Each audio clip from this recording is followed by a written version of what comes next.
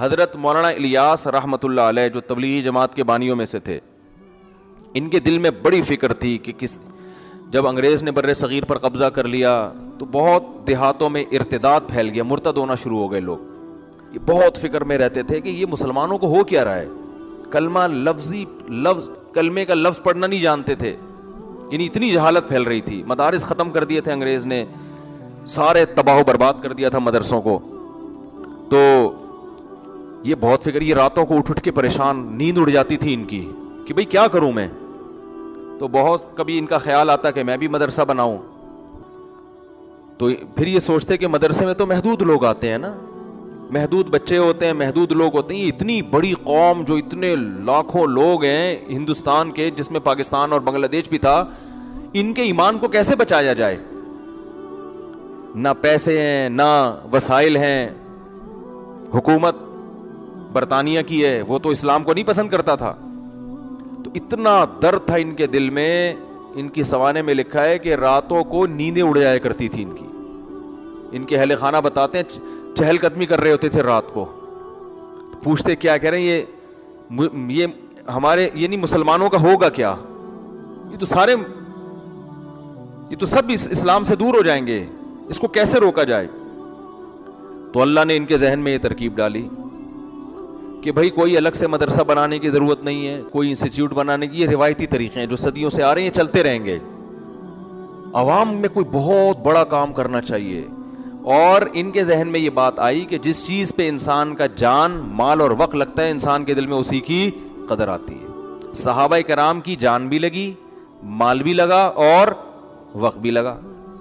تو ان کا جان اور مال اور وقت لگاؤ۔ اور جہادی تحریکیں بھی ناکام ہو چکی تھیں، بہت سے علماء انگریز کے خلاف کھڑے ہوئے۔ یہ جتنے دیوبند کے علماء ہیں نا، ان میں کوئی ایک بھی ایسا نہیں ہے جس نے انگریز کے خلاف جہاد میں حصہ نہ لیا ہو۔ یہ انگریزوں، میں نے پرسوں ایک کتاب پڑھی، دی لاسٹ مغل، یہ انگلش میں کتاب ہے ایک گورے کی، پوری کتاب نہیں، اس کا کچھ حصہ پڑھا، دی لاسٹ مغل، یہ کتاب آپ لوگ ضرور پڑھیں۔ اس انگریز نے مغلوں کی تاریخ پر ایسی شاندار اور اوتھینٹک کتاب لکھی ہے کہ ہٹو بچوں کر دیا اس نے، کیونکہ اس نے جب کوئی واقعات بیان کیے نا مغل حکومت کے خاتمے کے، تو اس واقعات میں اس نے اس زمانے کے اخباروں کے ٹکڑے بھی پیش کیے ہیں، ان کی تصویریں لے کے، یعنی کتنی ایک مستند کتاب لکھی نا اس نے اس کتاب میں ایک بات لکھی ہے، وہ میں نے اسکرین شاٹ بھی لیا ہوا ہے اس کا اپنے موبائل میں، کبھی موقع ملا تو آپ کو دکھاؤں گا انشاءاللہ، کہ انگریز جب بر صغیر میں آیا تو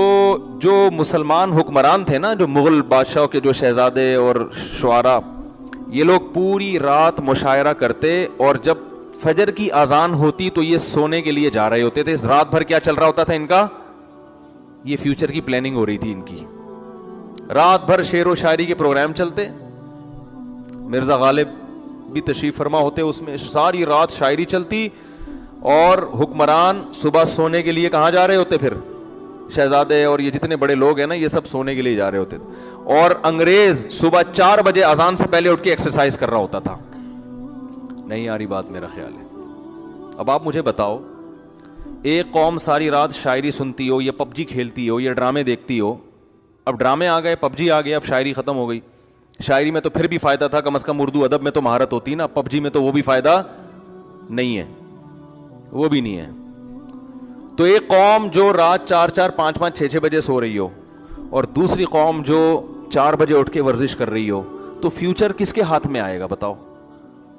جو رات بھر شاعری سن کے، ڈرامے دیکھ کے، فلمیں دیکھ کے، پب جی کھیل کے سونے والی قوم ہے، یا وہ جو صبح 4 بجے اٹھ کے اپنے دن کا آغاز شروع انگریز یہ کر رہا تھا۔ اور خدا کا قانون ہے، جو محنت کرتا ہے اللہ اسے عطا فرماتے ہیں، بغیر محنت کے نہیں ملتا۔ اگر بغیر محنت کے ملتا نا تو نبی صلی اللہ علیہ وسلم بدر میں تھوڑی آ کے لڑتے، اپنے صحابہ کو یہ تھوڑی کہتے کہ قوت اختیار کرو اور اپنے جسموں کو مضبوط بناؤ، یہ تھوڑی کہتے۔ آج ہمارے ہاں دیندار لوگ چاہتے ہیں کہ ہم نیک بن کے سارا پروٹوکول حاصل کر لیں،